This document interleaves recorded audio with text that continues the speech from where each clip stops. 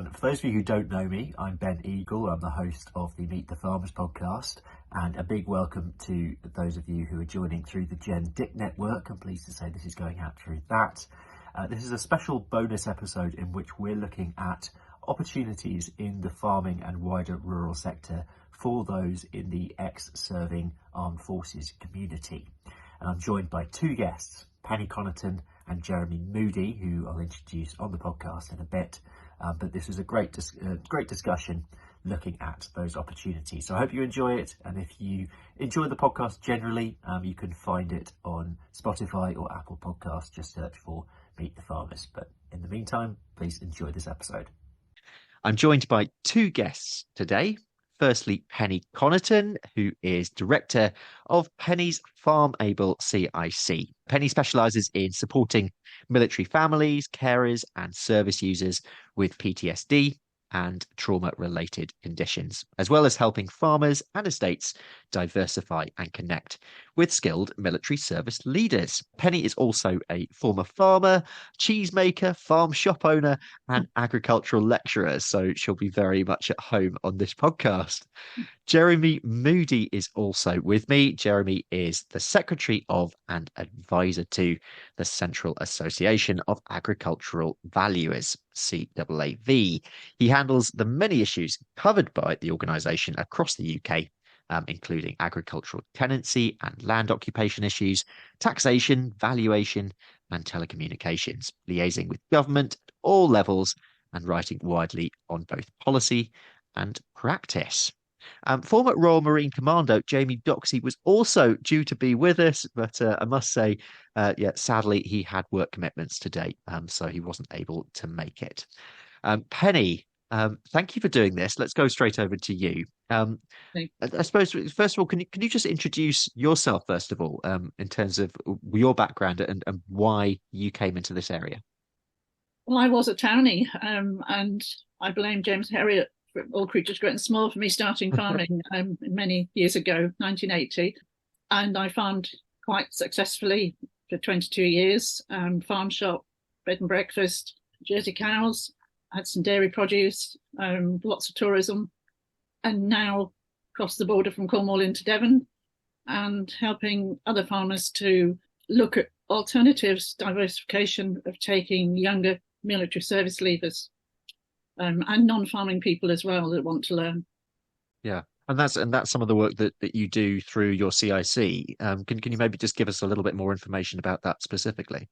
It's a bit of a kickstart in a way that I've worked for the last 8, 9, nearly 10 years with older veterans with PTSD. But I soon learned that there was a lot of young ones coming out of the services that really didn't know what to do with themselves, and that there was definitely an interest in being outdoors and working outdoors.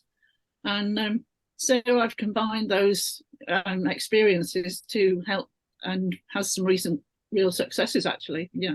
So. Yeah. Which I hope we'll go on to sort of talk about some of those. But I suppose in general terms, and when we think of the farming and the wider rural sector, I mean, it might be an obvious question in many ways, but why do you think that there is such a natural fit for armed service veterans and the rural sector?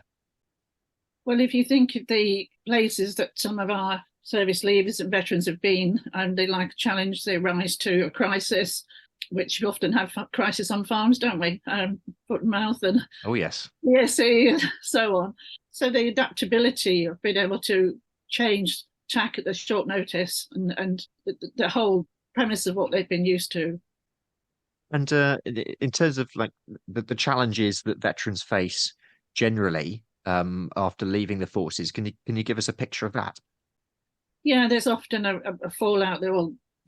A lot of guys will go into IT and to financial management and then realise that that's not for them. In fact, one of the army officers that I've helped a little while back is now a chief executive of a charity, and that he wanted to go into charity work, but he started off with one of the big stockbroking things in the city and really wasn't right, but they have to try it to see what they feel is right for them. So you're doing what you're doing. In terms of existing support, for veterans in finding employment generally, but specifically, I suppose, in the rural sector. Can you give us a picture of the situation at the moment in terms of and the opportunity value as well? There are major opportunities because at the moment, the Careers Transition Partnership were restrictive on what they actually showed the guys and girls before they left. And now that has gone out to contract to Reed Partnership. So that should make it more interesting. And hopefully I can get into some of the bases and talk to these guys and girls before they leave, which is what I'd like to do, and take some of the stories and some of the stories of farming and some of the successes. But it's about an assessment, really. And I had a team meeting yesterday and we talked about the fact of assessing that individual before they go and jump into something, and talking what matters to them, and talking all the different levels and different opportunities in farming, because there's so many now, far more than there used to be with robotics and all the new regenerative farming that's coming in. Lots to learn. Yeah.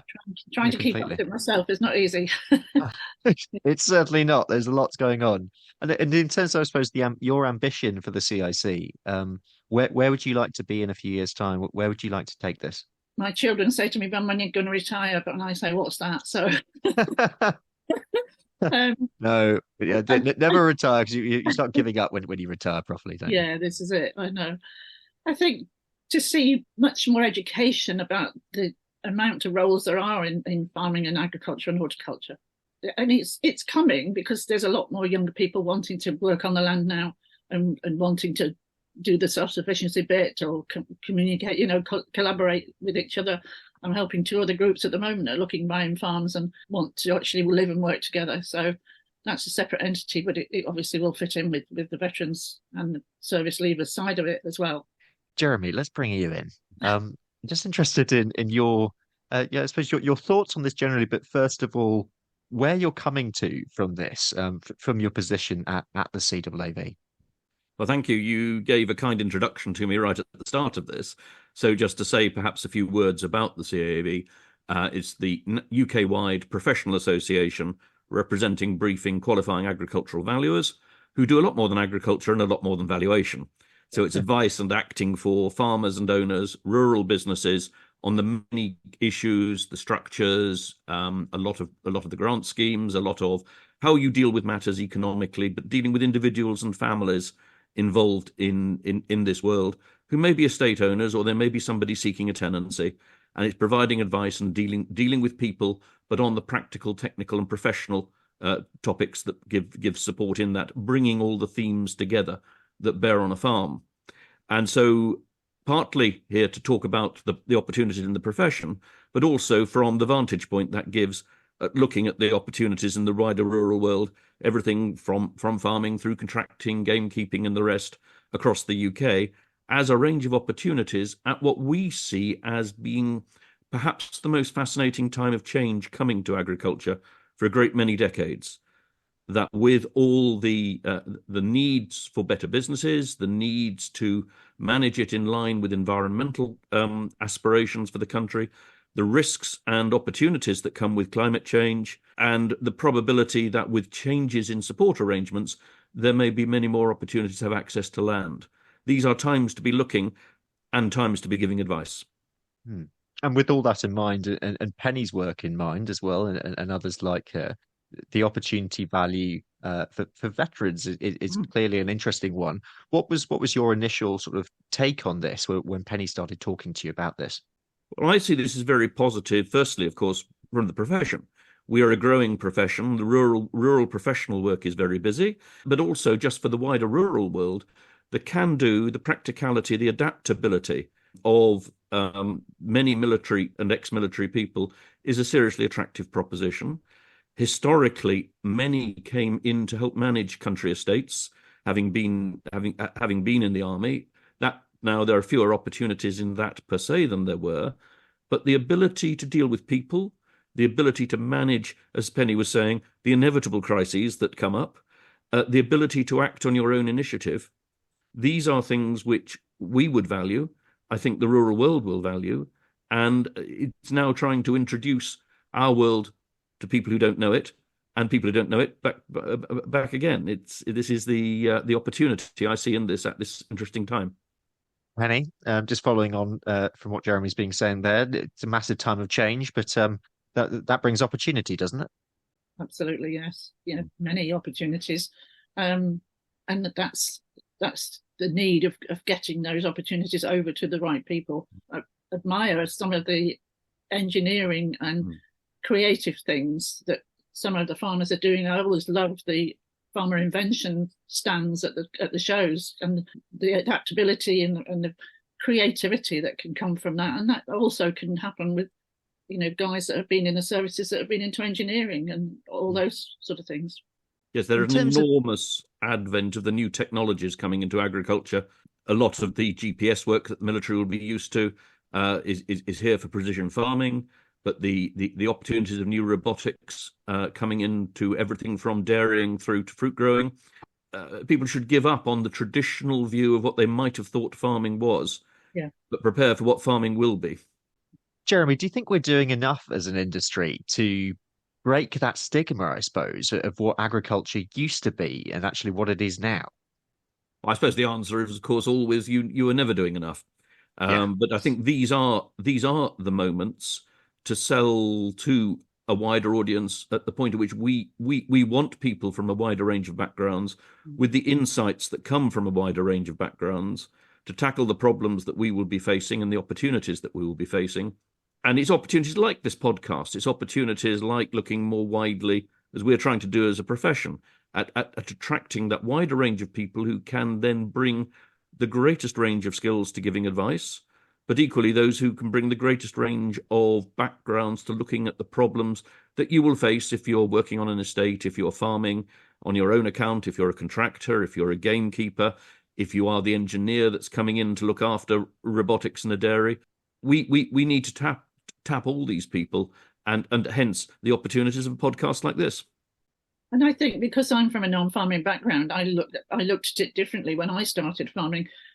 Ironically, with the milk marketing board, we're still going with my first milk check.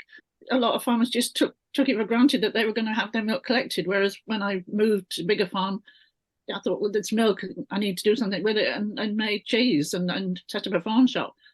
Because I was in business before I went into farming, I had a village store as a newsagent, so I'm very busy. I think I saw things in a different light, and I think the new people that we want to bring into farming hopefully will do just that and see things in a different way. Now, the entrepreneurialism to look beyond the farm gate. Yeah. How do you add value as another way of adding profit rather than just as well as being more efficient? For veterans watching this or listening to this, Penny and Jeremy as well, I suppose as well, you just sort of take us through in basic sort of levels what those opportunities are, what these opportunities actually look like on the ground. What are the kinds of roles that we're thinking of? It's going to be very individualistic for the particular veteran, but I mean, one particular one I helped, which didn't quite work out in the same way, that he left the army and got a job as a farm manager, but he spent most of the time in the tractor and he wanted to be with livestock. So, that was about taking the time to find out what mattered to him. In fact, his wife actually said she saw less of him when he was on the tractor than he did when he was in the army, which is quite interesting. Yeah. Engineering wise, big opportunities, robotics, and all the data analysis as well, that is now there with particularly with dairy farming, Yes, it's I think one of the points to make about almost all rural business is that it's small business. It's very often with families, and hence the reliance on adaptability and a can-do attitude. But then the range that's in it, you could be working, whether it's with dairy cows and robotics or whether it's with arable machinery, you can be working with enormously expensive and very sophisticated machinery. Yes. Perhaps not quite as expensive as a tank, but with plenty of technology attached to it. You could be doing, as Penny has said, those kind of support, contracting, engineering, data type roles. There's farm management there. There's the range of things that can be done, but also it's a world in which you can make your own opportunities. That people will build businesses by running sheep across a variety of parcels of land that they can persuade people to make available, and then build businesses finding their ways in then to having a farming business directly in their own name. And that's often a particular attraction for people who want to do that. Moving on to the profession, the ways in are really, in the main, there are a small number of colleges in universities that provide the background courses for doing it. Some will do it so that you study at the same time as you're working, which is a very powerful way to learn. Yeah. So we have Harper Adams particularly doing that up in Shropshire, Plumpton just starting it down in Sussex. The Royal Agricultural University does a little of that, and you have courses in Scotland. So those are ways of combining work and study, and then finding yourself a job with a professional firm, and then building experience. And in all of this, whether you're looking to work in farming or in the profession, get as much experience as you can. Learn while you can. The world will narrow you down later, but it's finding the opportunities, finding what you enjoy. You will do better at what you enjoy, and that will be rewarding for you, but also the people you're dealing with. And ultimately, a lot, particularly on the professional side, is dealing with people and that kind of work of finding the answer to their problems. Not general off the peg answers, it's bespoke answers. Just thinking about barriers, and I suppose here I'm thinking of within the agricultural sector itself and the way that agriculture thinks about itself and reaches out to others. Are there any barriers that could be broken down to provide more opportunities? Penny, what's your experience?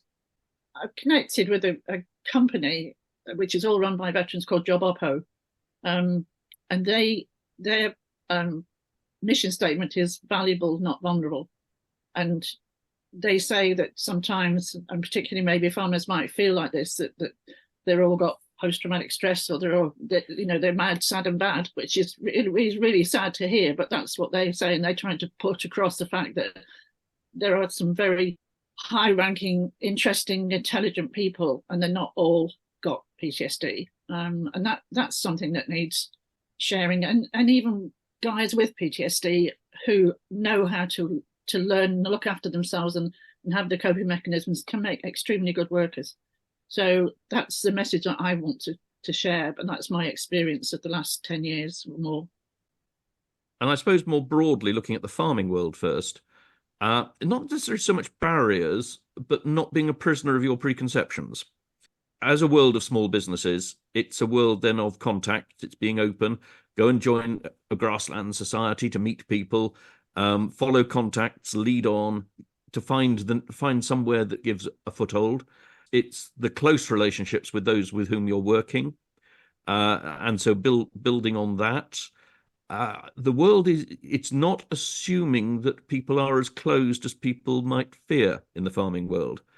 The need for good staff, the recognition of personal qualities that comes once people get to know each other, I think is important. So I suspect that barrier of preconceptions is something to get past and look beyond.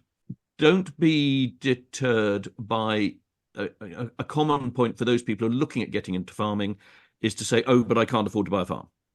Well, frankly, almost nobody can afford to buy a farm unless you're. But we are looking at a world that is increasingly making land available for other people to use in farming. And so the structure, whether it be all the variety of forms of contract and arrangement, from a tenancy through to grazing license, some of the share farming, some of the contracting opportunities, some of the people who provide very specialist operations. I mean, it could be foot trimming, it can be there, and you can build a business out of that. It is being creative and entrepreneurial about this and finding your ways into opportunities, and then things build, and then you look back and think, I've come quite a long way. And that's a nice point to be in, but you might never have foreseen quite how it would work. So I think those are probably quite important messages. What helps, I think, for the profession is that there are those gateways through the colleges, and then you can look at the firms and decide whether you're a small firm person or you like to be in a larger practice. I know we have national practices, we have market town practices, and they can be as large or as small as they come. And it's finding, again, the niche that suits you, the part of the country perhaps that suits you, and then you will discover the areas of professional work that suit you. So this is, I suppose, personal exploration, but it's being open to opportunity. I mean, if I go back to the veteran that actually contacted me in 2017, he was looking at trying to get a tenancy. He'd got a bit of farming experience and he wanted to come down to the southwest. And in between time, he got a tenancy on a 97-acre farm just up the road from where he lived in Yorkshire. So we went up there and filmed a BBC Country File at the end of 17. What about barriers for farms and estates themselves? Is there anything that could be done to provide them with more support to allow them to take on more veterans in this case? But I suppose that could go for anyone else onto farm as well. Yeah, I think in a sense the real answer is things like this podcast. It's opening minds to where opportunities might lie.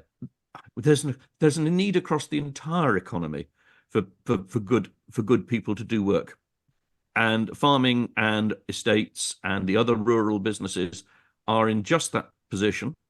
And it's just trying to effect the kinds of links that people can then use to find opportunities and to offer opportunities where they will be seen. So I think it's opening minds. And stories, I need to go back to our first, what I call my farmer providers that did the traditional hedging courses and had a dairy farm, and get them to give a testimony of just how much they enjoyed it. One of the first guys that went there is still going there as a friend now. We say they start as participants and they become friends. And he's now got his own gardening business. I mean, when he first came to me, right at the beginning, he was in quite a bad way, but it's certainly totally different now. Yeah. And there you see, we've mentioned a whole range of trades. Yeah. Hedging, stone walling, foot trimming, engineering with robotics. Yeah. As well as what you might think of as the centre ground of farming. There's so much diversity here for people to find their own niche and build their own business out of this, or be a valued employee of somebody else. Absolutely. I think that's really key. Yeah, it's that diversity of opportunity. And that leads me on to just thinking about something you mentioned earlier, Jeremy, about more landowners opening up their land for opportunities. This could be through share farming, through joint ventures of some kind. I wonder if you could just give listeners and viewers a little bit more information as to those kinds of opportunities. And I know we're speaking in general terms here, but they're really, you can be quite creative with this, can't you? Oh, there's room for being creative, provided it represents a sound business deal. And I think that's always the point to look at. And a critical thing in that, I think, two questions. Firstly, in looking at a business deal, there may be times if you're in your own business when you're not making money, how a loss is divided, whether it's with a tenancy or a joint venture of some sort. And the second one is to think, how is this going to be dealt with as it comes to an end? You are likely to put some investment in. How is that investment dealt with? What happened? And it's best to think about those things at the beginning. But as background, what we are seeing across the United Kingdom post leaving the European Union is a removal of the European Union's subsidy arrangements that have tended to encourage people to stay on the land that they were on. That will mean that they have to look much harder at their businesses. And for a number of people, whether because of where they are in their lives or whatever it might be, they may look at this and say, well, frankly, I like owning my land, but I'm no longer farming in the world that's coming with all its new challenges, including its technologies. Yeah. And that's the point at which coming to offer an opportunity to somebody else who can farm it well, provide the income for the owner through a rent or other income out of the agreement, see their land looked after, and give somebody an opportunity. And those are the kinds of things that if we get the next few years right, we should see more of. We see quite a number now. The different types of arrangement, probably this isn't really the format to talk too much about too many of the arrangements, but there can be everything from providing, if you like, an individual operation. Could be that you come and do tractor work or something like that on a contract. You can be a self-employed contract shepherd. You can do these things right the way through to being a contractor, running operations on somebody else's land, but taking your profit and from providing those services. You could come to share farming is a rather loose arrangement, but effectively it recognises that an owner and somebody who's doing the farming are with the land linking them, producing a common output. and they split economic activity between them at that point. And these can be ways in, provided the agreements are, with good advice, soundly written, so that they can handle the difficult times as well as the good times. And I think with all business, it's worth just that sense that people who are keen on an opportunity can sometimes be over optimistic and underrate the risks. And that's where, again, experience such as you might have from the military, experience of people and of life and adversity can be helpful in that. And of course, I would always suggest good advice along the way for both parties to look at it. So the core is there a good business deal here? Then we can look at, I was drafting agreements the other year for contract farming with breeding livestock, and that's producing the lambs or the calves or whatever it might be. There are people doing contract rearing of heifers for dairy farms. There's a multitude of things to look at, and it's just the question of finding the opportunity that suits you, your resources, your skills, and what you enjoy. On a policy level, where do you think we are, Jeremy, in terms of practically encouraging new entrants into the agricultural sector, including veterans, in order to allow them to get the step on the career ladder? Does it work? There can be varying views around this. My view is that the good new entrants will tend to find their way in. The issue is creating and enabling the opportunities, as we've just discussed, for them to come through. There's a risk if policy tries to be too supportive. It encourages people who are not yet ready for it and who are not prepared necessarily for the difficulties that can come with running a business as much as the joys of coming with running a business. Yeah. And so what we have seen in the surveys that we do, and we've been doing these surveys since 1977, is that the real regulator of new entrants coming in is how many opportunities are there for them. And we are working to try and ensure that more opportunities come forward. On our surveys, and this is basically looking at let land, where land changes hands, so it's not just being let to the person who had it before, and continuity is a part of this. Where land changes hands, typically, despite all the anecdotes, something like 20 to 30% of those opportunities go to somebody who is seen as a new entrant. The challenge is to create the largest number of opportunities. I should also just say that for anyone who does want to do a deeper dive in terms of policy change, I do highly recommend the CAAV podcast. Please do head over to that if you don't already subscribe to that. Before we go, time has flown, and so we've had a lot to cover. But Penny, I wonder if you had any closing messages to anyone viewing this, anyone listening to this, perhaps a veteran looking to get into the ag industry. I think more than anything is getting across the amount of different occupations there actually are. There was a list that I think the NFU did of all the phenomenal amounts of occupation, which I haven't been able to get. I'm going to see if I'm sure Lantra probably got it or somebody else has got it. But once we can put that across and show them, we'll gain the people that we need. It is ignorance at the moment of just what there is out there. And how quick it's moving. You know, the technology is moving so quickly, and yet that is exciting to some of the guys that I've worked with. They love that idea. So if you like working in the countryside, if you like working in a world where people are more directly responsible for what they do, if you look at all the challenges, and we've barely touched on the environmental side of all the challenges and the work that's going on that side, in terms of where you might be from forestry or the work in conservation. And those aspects of work that overlaps with all of this. But if you like being in the countryside, if you like dealing with places where you take responsibility and build your networks to come in, this is a world that will welcome people who will work well. We will leave it there. A huge thank you to my guests today, Penny Connorton and Jeremy Moody. Please see the show notes for more information. I will put links to any organisation, anything that we mentioned today. Those will be in the show notes. So please click through to those. For now, I'm Ben Eagle. This has been Meet the Farmers. Thank you very much for listening, and I hope you all have a great week.